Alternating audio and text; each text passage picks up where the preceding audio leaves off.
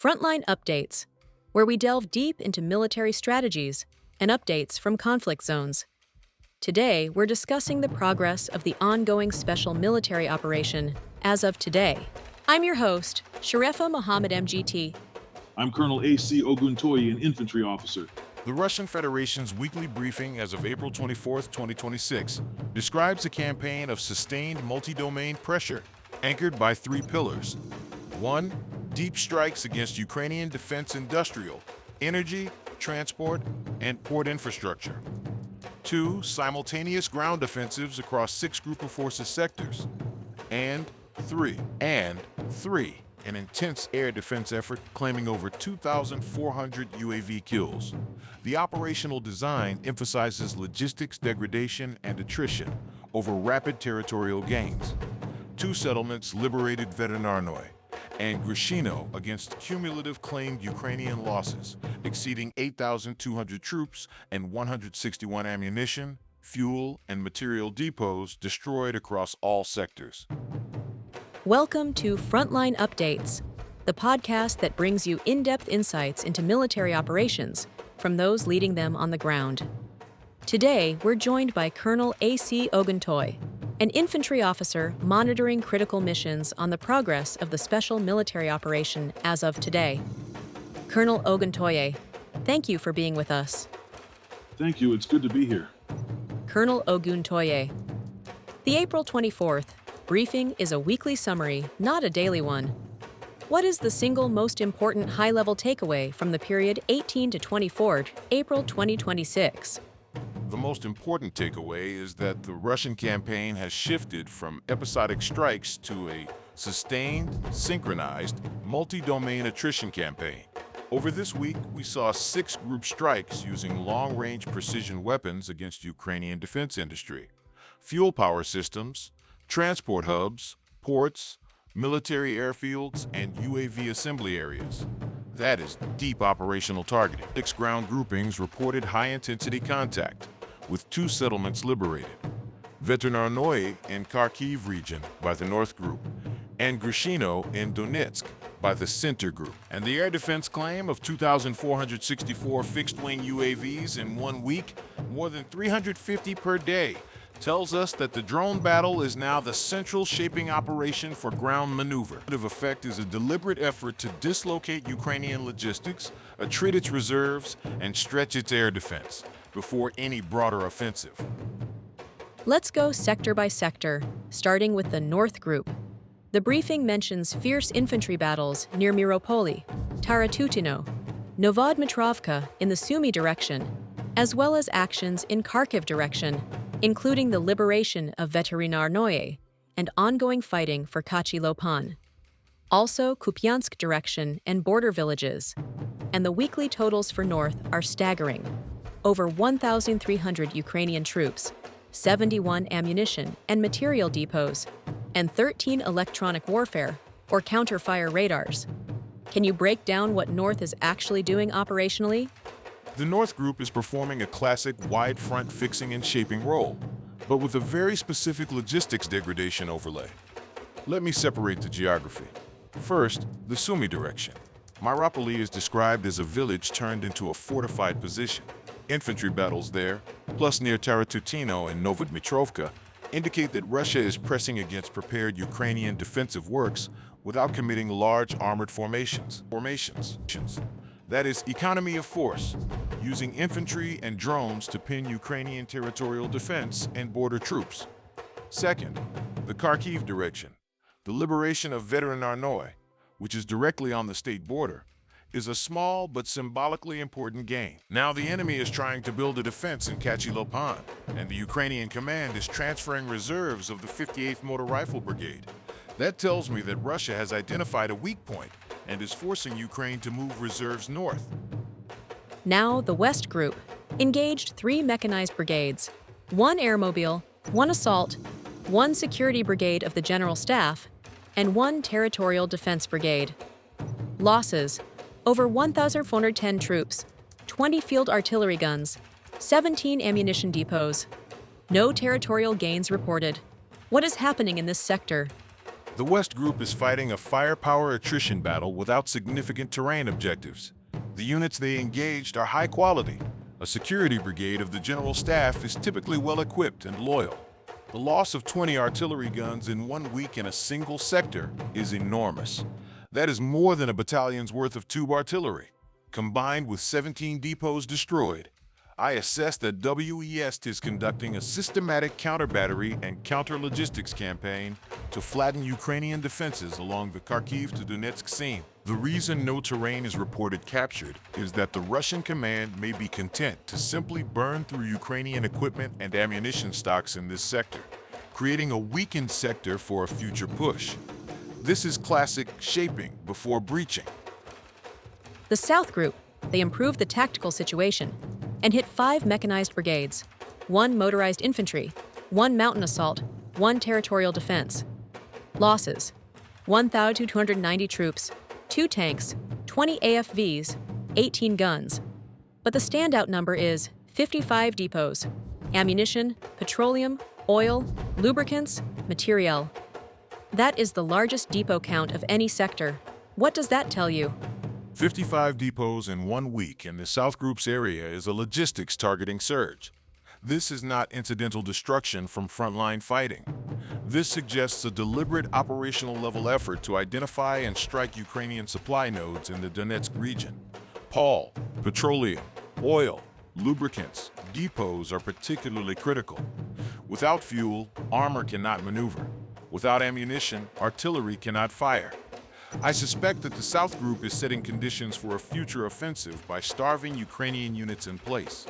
The fact that they also destroyed 13 electronic warfare and counterfire stations reinforces that they are systematically dismantling Ukrainian battlefield awareness. The South Group's improved tactical position may be the result of Ukrainian units being forced to withdraw because they ran out of supplies, not because they were overrun. Now the Center Group, the heaviest fighting, liberated Grishino in Donetsk, engaged 4 mechanized brigades, 1 air assault, 1 Jaeger brigade, 1 assault regiment, 2 Marine brigades, 4 National Guard brigades, and the Azov Special Operations Brigade. Losses: over 2,295 troops, 29 armored fighting vehicles, 13 artillery guns. That is the highest troop loss figure for Ukraine in any sector. Why is Center the main effort? Because of the target set. Marine brigades and the Azov Special Operations Brigade are among Ukraine's most capable and motivated units. Russia is deliberately seeking to destroy them, not just push them back, but attrit them beyond combat effectiveness. The liberation of Grishino, a settlement in Donetsk, is a territorial confirmation of that attrition. Over 2,200 Ukrainian troops lost in a week in one sector means that Ukrainian units are taking unsustainable casualties without rotation. The Center Group also hit 4 National Guard brigades. Those are typically used for holding key terrain. By grinding them down, Russia is creating a gap. Operationally, Center is the breakthrough sector, but the breakthrough is measured in destroyed enemy formations, not kilometers advanced. That is a different metric, but it is a valid one in an attrition campaign. Follow-up: why would Russia target the Azov Brigade specifically?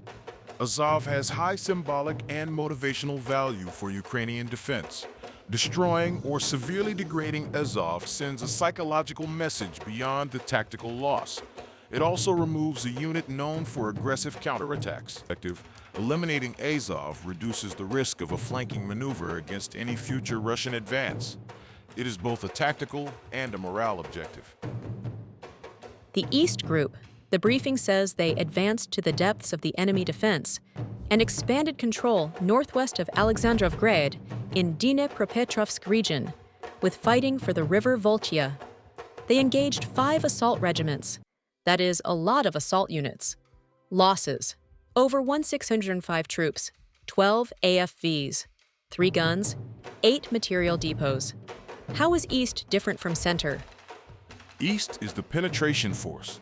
The phrase "advance to the depths of the enemy defense" is doctrinal language, meaning they have passed the forward line of enemy troops and are now operating against second-echelon units.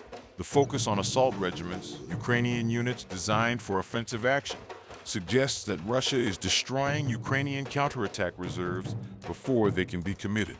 The expansion northwest of Alexandrovgrad and the battle for the Vulture River indicates a push toward the Dnipropetrovsk region's interior. The river line is a natural defensive barrier. If Russian forces cross the Volga under control, they can threaten Ukrainian supply routes to Donetsk. Its lower artillery losses compared to other sectors suggests that Ukrainian guns have been suppressed or withdrawn in this area. This sector, together with center, forms a pincer that could unhinge the entire Donetsk defensive belt. The Dnieper Group, operating in Zaporozhye and Kherson. They improved the tactical situation, engaged 2 mechanized, 1 mountain assault, 1 territorial defense. Losses: up to 325 troops, 119 motor vehicles, that's a high vehicle count, 16 EW stations, 10 depots. They also mentioned battles for Primorsky and Stepnogorsk in Zaporozhye, plus floodplain confrontation near Kherson. What is the role of Dnieper? DNEPR is the fixing and harassing force in the south. The 119 motor vehicles destroyed is interesting. That suggests they are targeting Ukrainian logistics convoys and transport rather than armored vehicles. The 16 electronic warfare stations destroyed is the second highest after North's 13? Actually, North had 13, South had 13. DNEPR has 16. That is the highest count. So DNEPR is focusing on electronic warfare degradation in the Zaporozhye and Kherson sectors. Battles for Primorsky and Stepnogorsk. These are smaller settlements, indicate local tactical advances. The floodplain confrontation near Kherson is a static, low-intensity fight, trained from moving reserves southward to counter the east and center threats. They are the anvil to the east's hammer. Now, I want to dedicate a full segment to operational tactical aviation and deep strikes. The briefing says, from 18 to 24 April 2026, in response to terrorist attacks, the armed forces of the Russian Federation carried out 6 group strikes with long-range air, sea, ground-based high-precision weapons and drones. Colonel, this is not a footnote. What is the campaign logic here? This is the shaping domain that enables everything else.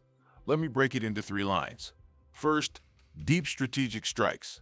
6 group strikes in 1 week targeting the defense industry, energy, transport, and ports. That means Russia is hitting Ukraine's ability to produce and move war material. Without fuel, electricity for rail, or functioning ports, Ukraine cannot sustain a prolonged conventional defense. Second, counter-MLRS and counter-HIMARS operations.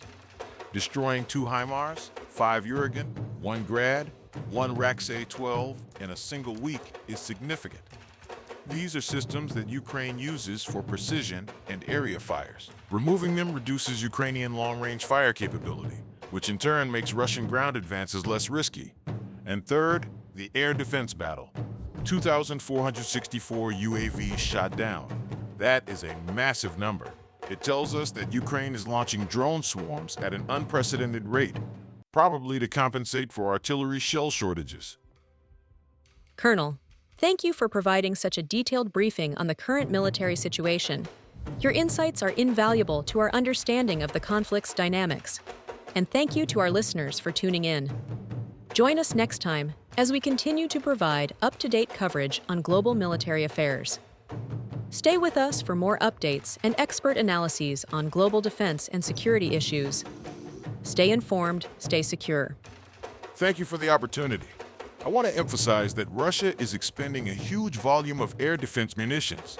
The strategic implication is that this is a logistics war within the air domain. The side that can sustain its drone production and its interceptor supply will gain an advantage. Russia is also using its own drones. The briefing mentions uraniums reaching Odessa, Zaporozhye, Kryvyi Rih despite bad weather. So the aviation and strike campaign is not just defensive, it is offensive shaping. This has been Frontline Updates. Subscribe for daily military briefings and in-depth strategic analysis. Visit our platform for maps, transcripts, and exclusive frontline updates from commanders in theater.